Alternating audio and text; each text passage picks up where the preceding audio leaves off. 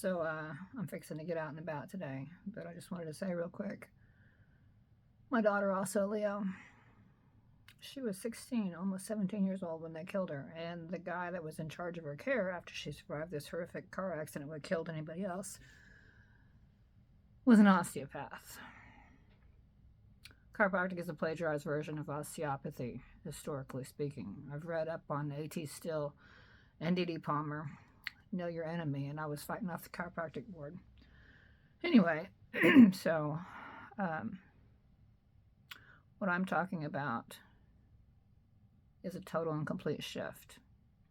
I mean, manual therapy taking over when it comes to, healing, the healing arts. And healthcare would basically go away. You know, if Grandpa's work was realized by the population, they wouldn't even be thinking, I don't think they'd even be thinking about vaccines. I don't believe it at all. Because what you do is you fortify the healing process, and that's what I do. I put the brain and the body back into communication. I actually do it. Chiropractors are starting to talk about it. Raheem mentioned it. I'll have to get, I'm going to have to tear into him. I saw something between him and Rayner did something on him. And kind of solidifies my point. They're the ones that are trying to copycat me, not the other way around. Like I said, shutting down chiropractic would affect osteopathy, which would impact, the rest of the fields as well. So, which is the reason why the character Kinzinger refused to come to my side when he had an axe to grind against chiropractors. He saw me for what I was, a threat. Yeah. And I'm telling you, healthcare is not about healing. It's about money. It's a business.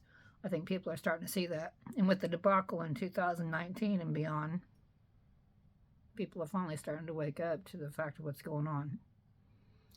My daughter was killed in 2003. So, how bad can they make it? And that's the whole thing. What happened to her?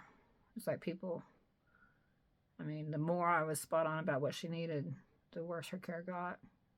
They were going to basically teach me a lesson. I had no prescriptive power, yet I was the mother. If they would have respected the patient's Bill of Rights, she'd be here right now. Swear to God, I know it. But I've done a lot of research in between now and then, and I'm not looking into manual therapies. I've already got that locked down. What I'm looking into is nutrition. Yeah. And I discovered, I think it's blackberries, helps with stem cell generation. And she had a couple surgeries that I didn't even think was required at all after the accident. Nope. And instead of cutting into her chest to go replace a piece of her aorta that was swollen just a little bit, she didn't bleed out.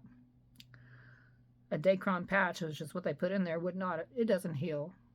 Her body would have healed. And they contributed and basically set up what happened to her 3 weeks later. She had a slow bleed into her heart sac, over-medicated on pills that I didn't want, and they were forcing on her, and dehydrated from the medication.